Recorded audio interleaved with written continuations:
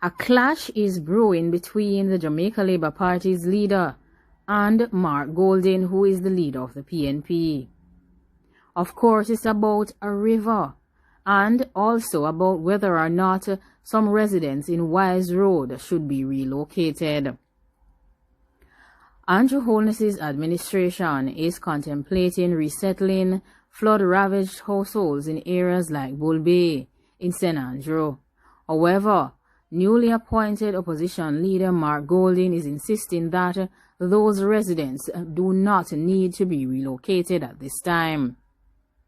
While he was touring Wise Road, which is the epicenter of storm rains that swelled the Chalky River and swamped homes in Silt, Mark Golding made a declaration amidst the increasing crescendo of national dialogue on moving vulnerable residents out of disaster zones. However, the opposition leader has shifted the weight of the responsibility onto state authorities for failing to invest in river training in an effort to lessen flood nightmares that residents have had to endure. When the outer bands of tropical storms Zeta and Eta took Jamaica by storm over the last 2 weeks. According to Golding, however, there is no need to relocate the residents. They do not want to be relocated. All that is required is that the gullies should be cleaned and maintained. The edges should also be maintained. That is all that needs to happen. He further went on to state that the homes in the Wise Road community are well established. This statement contrasts what was stated by the Prime Minister of Jamaica when he referred to the homes in Wise Road as informal settlements. The idea of attributing labels like that to them, especially during a disaster which has befallen them, which is no fault of theirs, they're going to be hurt by that. This is the statement coming from the newly appointed opposition leader, Mark Golding.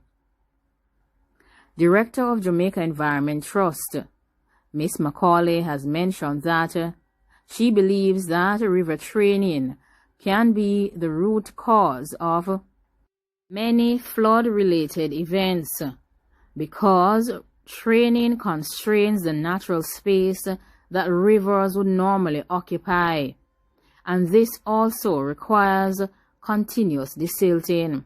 Therefore, it further leads to events such as flash flooding, which affects communities. She further went on to state that river training makes the channel more narrow, it makes the absorption less, and it makes the velocity of the river faster and more destructive, and will lead to all the natural functions of the river being destroyed. Another expert on river training, Mr. Llewellyn, further mentions that for the last 40 years, estimates that taming Jamaica's rivers would cost upwards of $500 million annually, which means that $50 million, which was allocated in the National Works Agency's annual budget, is just a tenth of the optimal maintenance cost for rivers in Jamaica. If maintained as they should, it lessens the risk of flooding and the risk of persons getting injured and property being lost or damaged.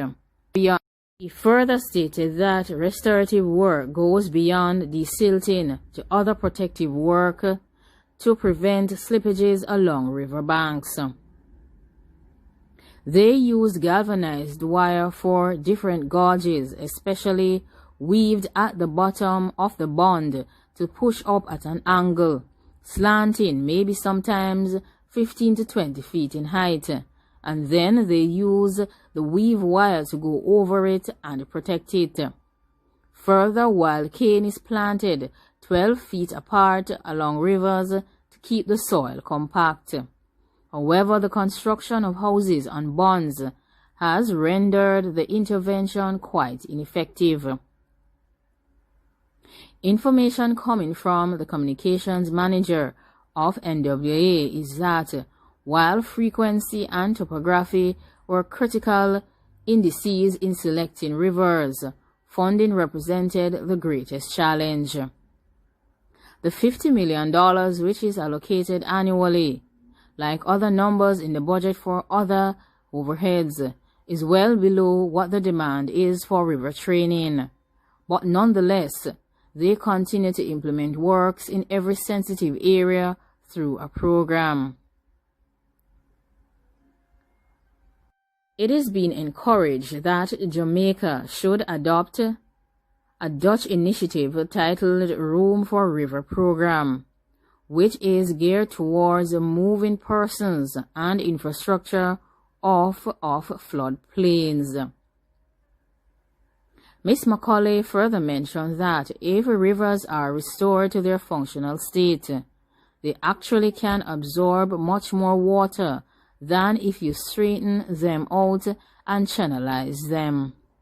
The tropical storms have continued to rage on, and they have battered Jamaica with flooding and landslides.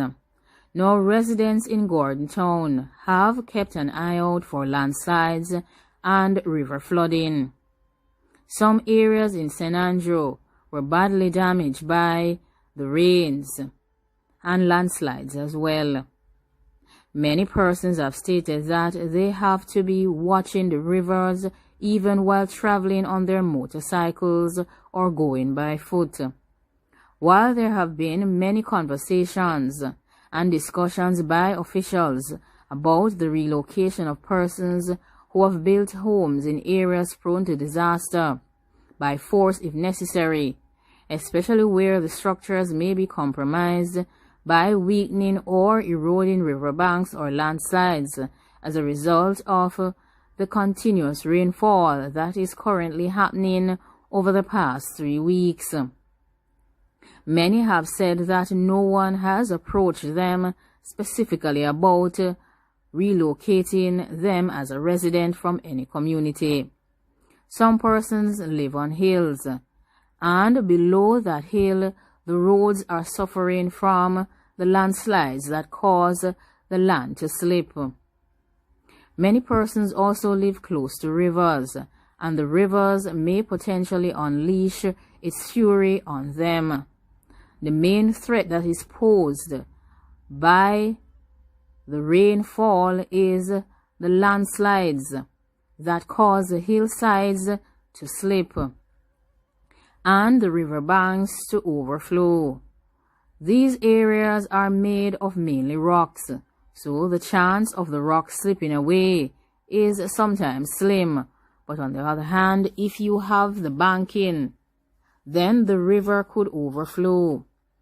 Whilst many persons are not scared of the river, they are also more concerned about the overhead banking that is there as a result of the hills. If the rain continues, then there is a possibility that the hillside may collapse. The land will get soaked and then it will slip down. And if that is going to happen, they will not be able to protect themselves. However, they can evacuate. Devastation caused by Tropical Storm Eta across the island of Jamaica, and especially in St. Andrew, is considered to be quite historical. It doesn't compare to any other periods of heavy rainfall in Jamaica.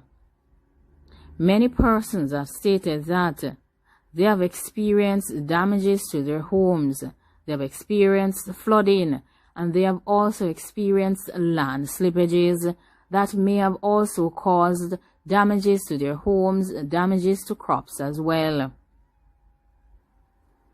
Result of the impacts of Tropical Storm Eta. It is now up to motorcyclists to transport persons from one area of the community to another. Like, comment, share, and subscribe. Let me know what you think about the issues that continue to affect the residents of St. Andrew, especially in Gordon Town, in relation to heavy rainfall leading to flooding of riverbanks and land slippages of hillsides. What do you think that the government should be doing? Do you agree with Golden that these residents should not be moved and that they do not need to be relocated because that is not their desire. And instead, the government should be focusing on retraining and maintaining the rivers. It seems like it's a clash of the titans, and it's Holness versus Golden, G versus H. And of course, I wonder who will win this time around. But for the people's safety, I hope the best decision will be made. Thanks for watching. Goodbye.